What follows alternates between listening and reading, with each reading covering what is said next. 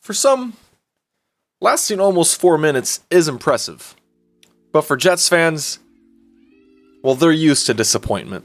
Jokes aside, I'm devastated for Aaron Rodgers. He's my favorite player of all time. He's the player who made me fall in love with the game of football. And I doubt that this is it for him, but if it is, that's just a bummer way to go out. The game is better with Rodgers playing. That's just the truth. The game is better when Rodgers is playing. But anyways, welcome to Twilly's Takes. I'm Twilly, and it's obviously been a while since the last time I made a video, but nowhere near as long as the Jets playoff drought. Okay, no more Jet-related jokes. I apologize. So for week 1 of the NFL season, I actually went 11-5. I know that's not that great. Could have been 12-4, but the Bills still couldn't beat the Aaron Rodgers-less Jets. Jets, that's the only time that I'm going to compliment you during this video. I don't know how to even justify taking the Vikings in this matchup. Baker Mayfield threw for less yards than Justin Fields, and still, you guys lost to the Bucs. I really do think the offense is good. I think Alexander Mattison is a solid number 1 back. I think Justin Jefferson is going to win Offensive Player of the Year again. But the Eagles' defense is much better than the Buccaneers' defense. And hot take alert, I know, hot take! Jalen Hurts might be a better quarterback than Baker Mayfield. I don't think the Vikings have the same horseshoe that they have shoved up their ass last year, so it's going to be a bit tougher to win these crazy games. But it is Thursday Night Football, so anything is possible. I'm still taking the Eagles, though. First game in the early slate on Sunday. A matchup between two of the new highest paid players of all time, who combined for a total of 288 yards total on Sunday.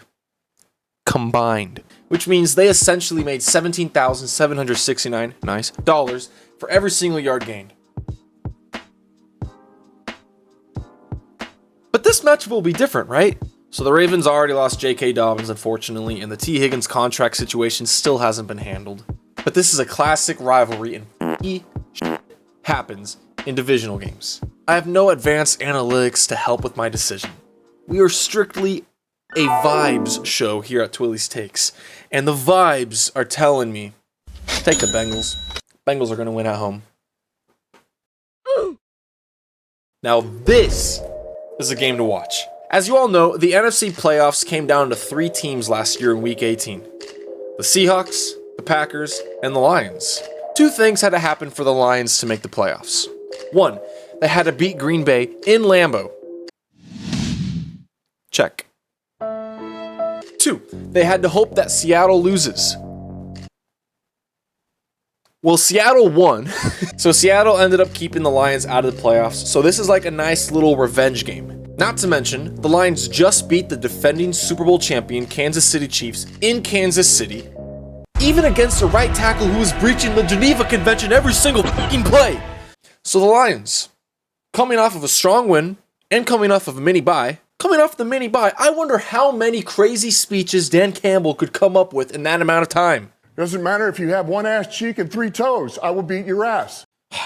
Give me the Lions. Before writing the script, my vibes meter was telling me to take the Texans. But after my vibes were recalibrated, I'm going with the Colts now. I think this will be a Gardner Minshew legacy game. If that prediction is right, that's crazy. But Colts win. So the Buccaneers ended up shutting the Vikings up. No idea how. But the Packers dropped the hammer on the Bears. It should be obvious who I think is going to win. The Bears. I know that opinion seems strange, especially as a Packers fan, but I think that this game is going to say more about Baker Mayfield than it is about Justin Fields and the Bears. The Baker cycle is real, and my gut tells me it's the Bears. The Bears' secondary is bad, and their pass rush only got to Jordan Love once. Granted, Green Bay has a better O-line than Tampa, but the Bears gotta step it up in the trenches. I expect Mike Evans to have a big game, but I expect Justin Fields to be able to break for some runs whenever he gets pressured, which is a lot. You know, Big Kirko had 344 passing yards against Tampa, so it's not far-fetched that Justin Fields could get over 175 passing yards. Holy Vegas has no faith in Justin Fields. But yeah, I think the Bears are going to win in a very, very close game. Like, probably like 19-18. That could be the final score. Wake me up! Wake me up inside. I can't wake up! So, fun fact that I had no idea before going into this script writing. The Andy Reid Chiefs are 5-0 against the Jaguars.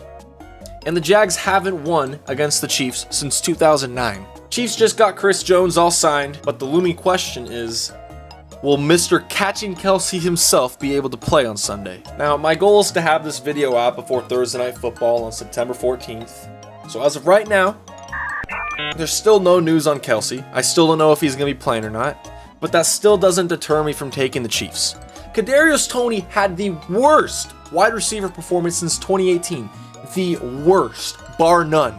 He would have to actively be trying to suck if he were to repeat that performance. Week 2 is when our real selves start to show, and I expect Machoke to come back and win in a high-scoring shootout. Love is more than just a game. Love has finally arrived. Still hasn't for me, though. I'm actually back on Hinge. But it has for the Packers. Assuming Christian Watson and Aaron Jones are all healed from their hammies, I expect them to lay the kabammies on the Dirty Birds. Now, this game will be Love's greatest test yet. Granted, it is only his, third start. Jesse Bates had a great game against 4th grader Bryce Young. AJ Terrell also lurking in the secondary is tough for any quarterback to play against. But again, assuming health and cranking the vibe meter all the way up, and absolutely no bias, give me the Packers.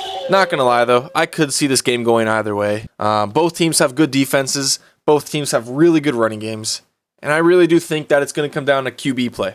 And for my money, give me the quarterback who is throwing to a healthy Christian Watson. Packers win.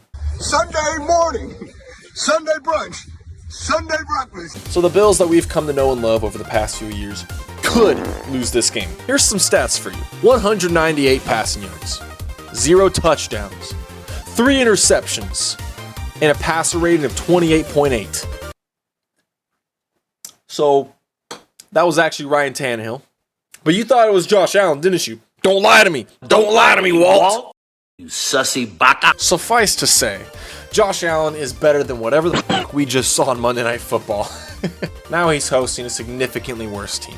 The Raiders did have a cute little win over the Broncos, but then again, the Broncos are a team that cap out at 16 points every week, so good for the Raiders. A win's a win. But give me the Bills in this one. Josh Allen bounces back in a big way. I would not want to be on the other side of that. In life, there's roadblocks. Don't let nothing stop you. So now that we know how bad Ryan Tannehill's stats were, it's safe to assume that he'll probably put up Tua's numbers again against the Chargers defense.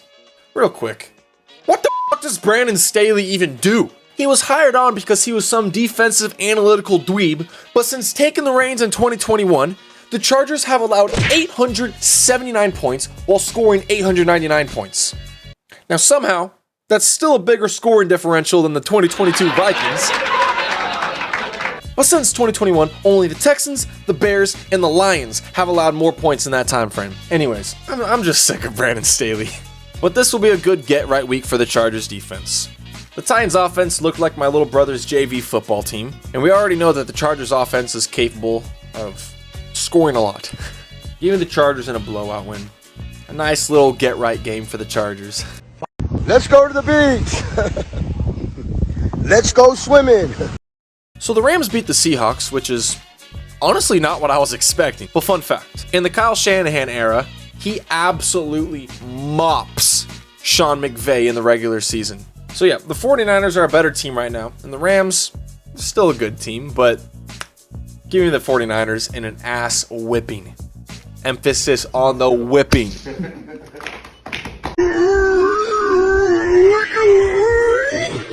Oh, shake that one off, New York. You literally had the worst performance in years. So the good news is that there's nowhere else to go but up. And there's no better opponent than going up against Gannon Doof's Cardinals. Surprisingly, AZ's defense actually held up pretty good against the Howitzer and the Commies. So I don't think it's going to be a walk in the park for Danny Derp's offense. I think the better team will win. And it's obvious. Is it obvious that the Giants are better? I don't care. Give me the Giants. Yeah, give me the Cowboys.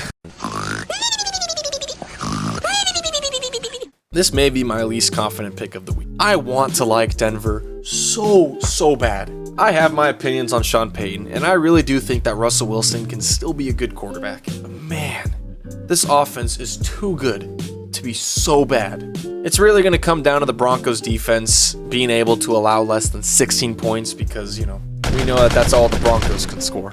And I could see it happening. The vibes indicator is saying the Broncos. Oh God.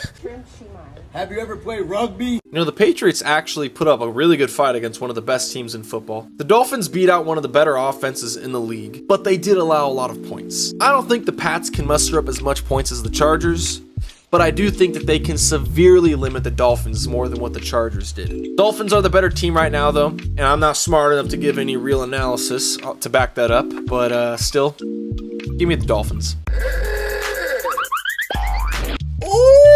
A Monday night doubleheader. Both teams did not look good in week 1. In defense of the Saints, I do think Tennessee has one of the more underrated defenses in the league. I had the Titans ranked as the 11th best defense, and the Saints still won. In defense of the Panthers, I think Atlanta has one of the better secondaries.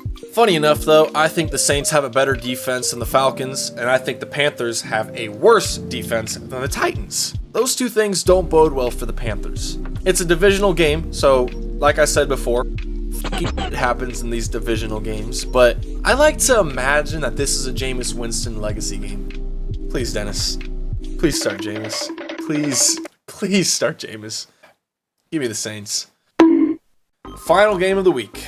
I think both these teams are really good teams, and I also think that both teams will narrowly miss the playoffs. But this game, I think Cleveland is more balanced on both sides of the ball. Steelers got walloped by the 49ers in week 1, and Cleveland walloped the Bengals. Believe me, I take absolutely no pleasure in giving Deshaun Weinstein wins. But unfortunately, I think the Elf Boys are better. Give me the Browns. But anyways, that's my predictions for week 2. Thank you for watching. We'll check back next week to see how I did. We'll check on the record. But guys, enjoy the weekend. Enjoy time with your friends. Watch some football. Drink some beer. If you're of age, just enjoy football. I can't believe we're back.